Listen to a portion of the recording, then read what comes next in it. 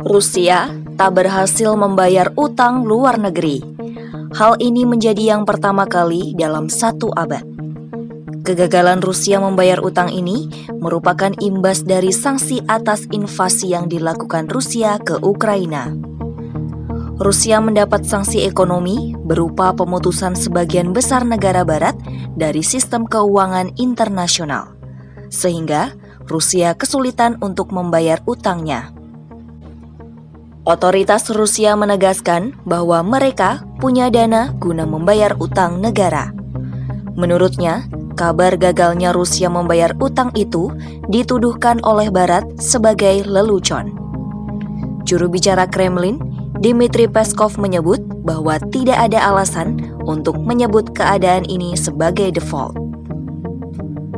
Usai Amerika menerapkan kebijakan bahwa investor Amerika Serikat dilarang menerima pembayaran dari Moskow, kemudian Rusia kesulitan untuk membayar pinjaman mata uang asing. Rusia telah berupaya membayar utang, namun Kementerian Keuangan mengungkapkan bahwa uang itu belum ditransfer ke kreditur. Terakhir, Rusia mengalami kegagalan pembayaran utang pada 1918. Kemudian, Rusia gagal membayar utang domestik pada 1998 karena penurunan harga komoditas.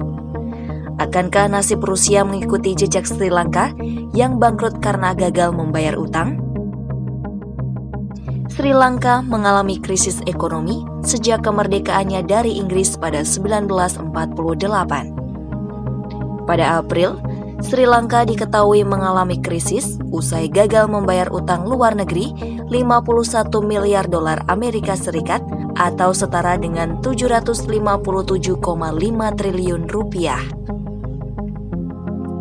Kondisi Sri Lanka tersebut kini masih dalam pembicaraan dengan Dana Moneter Internasional atau IMF untuk bailout atau bantuan keuangan guna menyelamatkan dari kebangkrutan.